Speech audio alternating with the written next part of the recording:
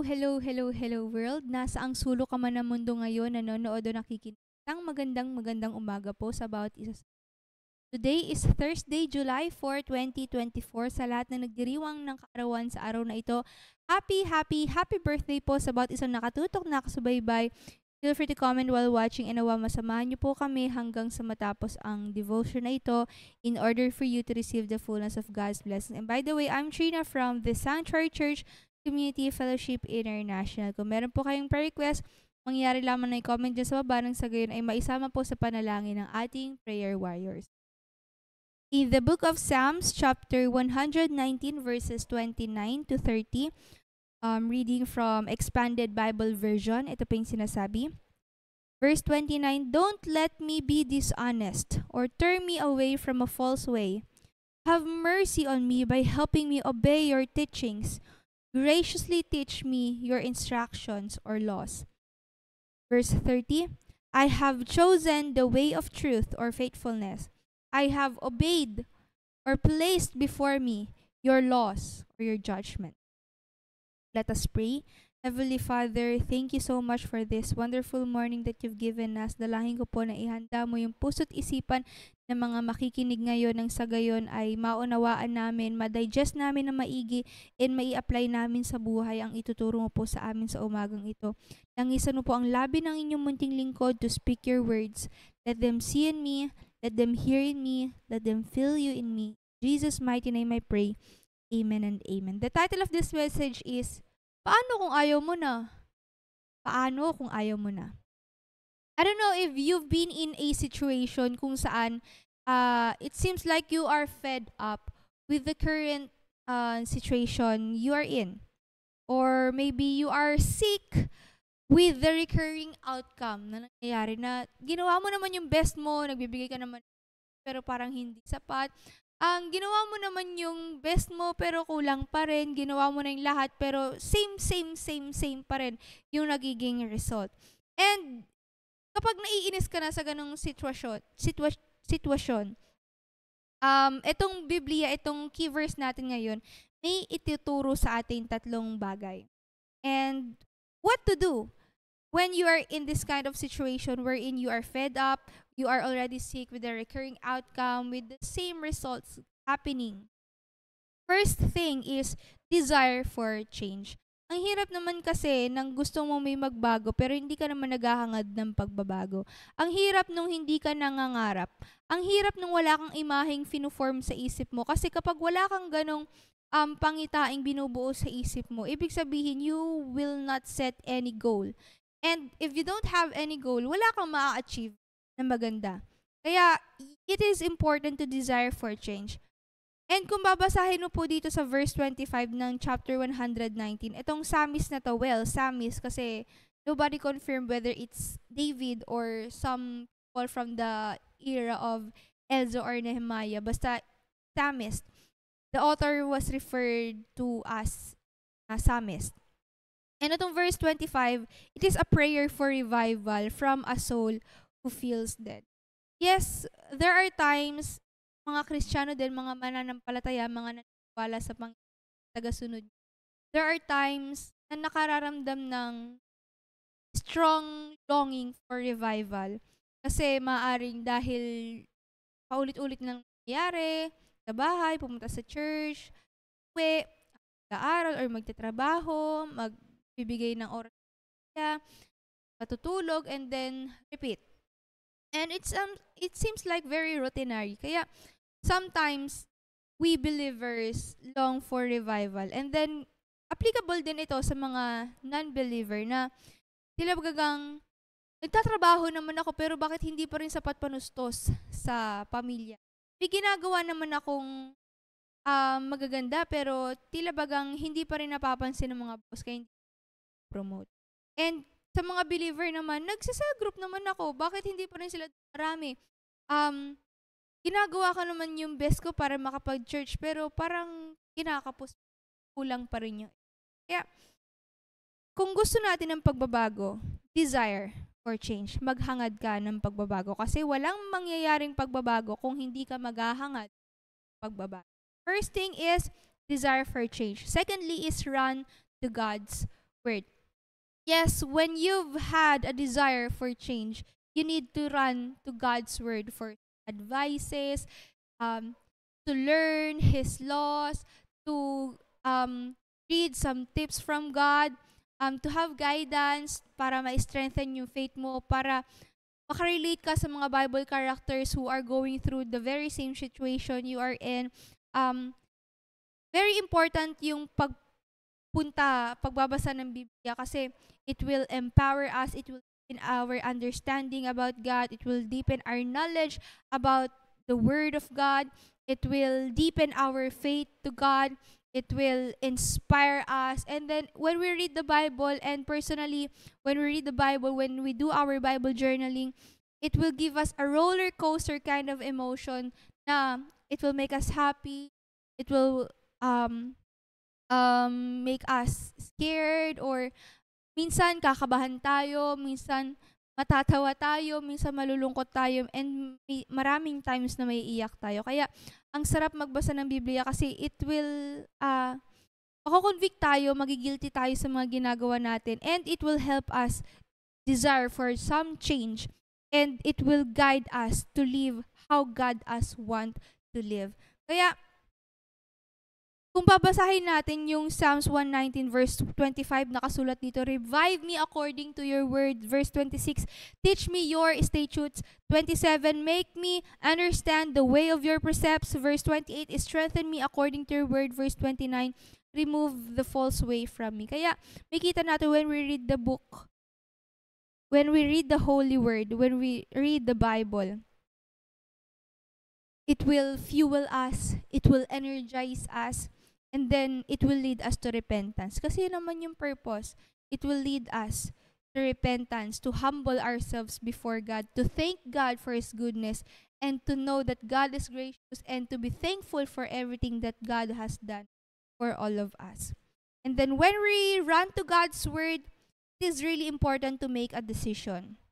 And once you've chosen the way of truth, when you've decided to be obedient to God's Word, you stay committed. Kasi hindi lang naman sapat na magde-desire ka ng pagbabago. Sabi nga dun sa verse 29, "Don't let me be honest, have mercy." Yes, gusto mo ng pagbabago, but you may need to make a decision. Sabi sa verse 30, "I have chosen the way of truth." I have chosen. So the decision will be up to you. Nasa iyo yung desisyon kung gusto mo ba ng way of truth or way of dishonesty. And it's really up to you. Kapag gumawa ka ng desisyon, dapat panindigan mo. Kasi ang hirap naman ng gagawa, sisimulan mo, pero you don't have any intention to be accountable and responsible until the end. Kaya it's really important na kung anong sinimulan mo, paninindigan mo hanggang dulo. Kaya wag mong simulan ang anumang bagay wala kang balak panindigan hanggang dulo. Kasi kakambal ng paggawa ng desisyon is yung pagko-commit. And once you run to the Word of God, you've committed to the Word of God, you obey the law of God, you obey His words, you obey His commandments, He will change our thoughts, He will change our desires, He will change our motives, our perspectives, He will change what gratifies us, He will change what offends us, and He will change everything. Kaya kung gusto natin magkaroon ng magandang resulta, let's desire for change. Let's run to God's Word for some advices, for some guidance, for some blessing, for blessing from God. And of course, kung ihahalin tulad natin yung buhay natin sa isang sasakyan, di ba yung sasakyan para umandar, kinakailangan ng oil? And magkakaroon lamang ng oil kung pupunta tayo sa gasoline station. Ang hirap naman kung magrereklamo tayo na, "Hala, 1 bar na lang, aabot pa kaya ako nito, makakauwi pa kaya ako, nasa expressway ka pa lang." Ang hirap naman na, "Okay lang, magtutulak na lang ako." So no, ang hirap na lagi kang magrereklamo na mauubusan ka na ng gas, pero wala ka namang gagawin. Kaya, what you need to do is go to the nearest gasoline station to get refueled. Parang ganun po tayo mga tao, na kinailangan natin tumakbo sa salita ng ating Panginoong Diyos, tumakbo sa ating Panginoong Diyos to get refueled. Kasi we ourselves cannot bring fire sa sarili natin, cannot fill us with the Holy Spirit. We cannot um, refuel ourselves. Kaya kinailangan natin ng ating Panginoong Diyos to sanctify us, to bless us, um, to justify us, to cleanse us. Kaya, ganun naman sa sasakyan. If you want to get refueled, go to the gasoline station. Same thing with us. If you want to get refueled, go to the Word of God. Read the Word of God.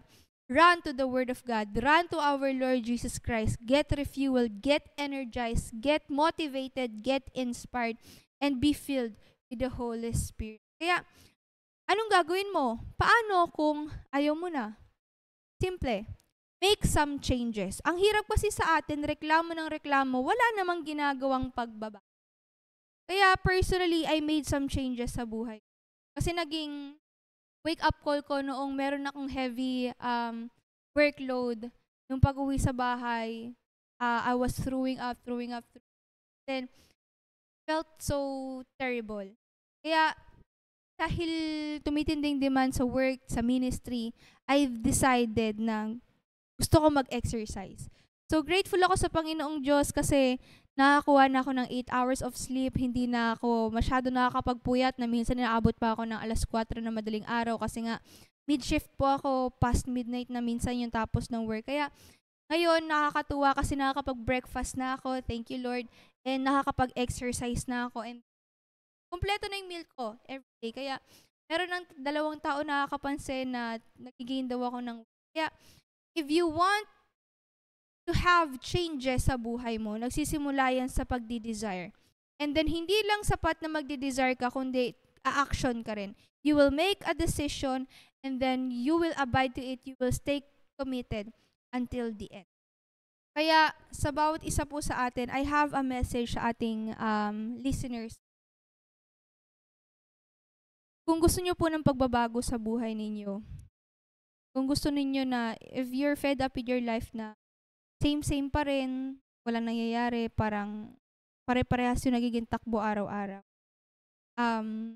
We are encouraging you to go to church, read the Bible. And ang sarap kaya magpunta sa church kasi you will have fellowship with other believers, you will be able to worship together, thank God together, pray together, bring your tithes, your offerings, your givings sa ating Panginoong Diyos.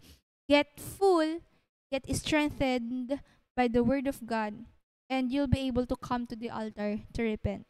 That's the purpose of the Word of God, to lead us to repentance. It will give us a grateful heart, a thankful heart.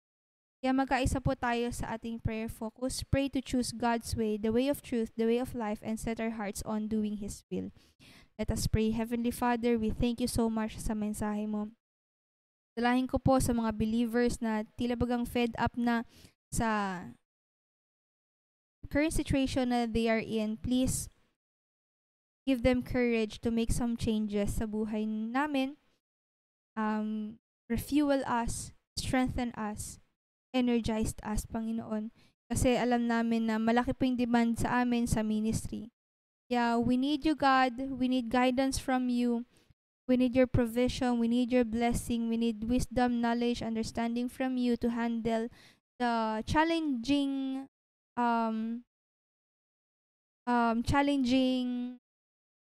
situations na we are in. Kaya God, nagtitiwala po kami sa inyo. Ganon din po sa non-believers ngayon na nakikinig. God, I pray na mag-desire po sila na makilala ka. Mag-desire po sila na magkaroon ng transformation sa buhay nila. Makita po nila, ma-witness po nila on how good you are in our life.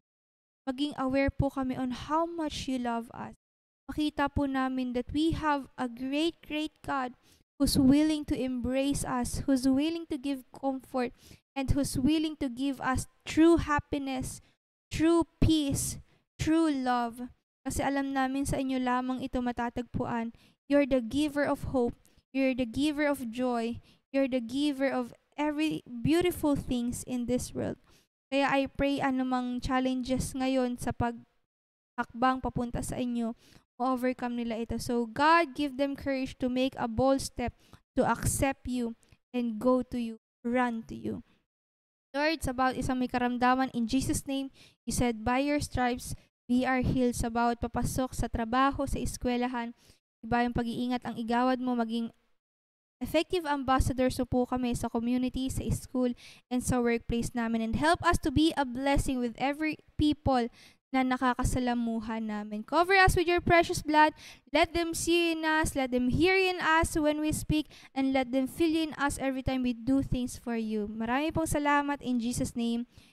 Amen and amen. And sa bawat isang tumutok, nakasubaybay, maraming pong salamat sa pagsuporta po ninyo. And thank you very much. Good morning. Have a great day ahead. Jesus loves you. Bye-bye. God bless us all. Take care.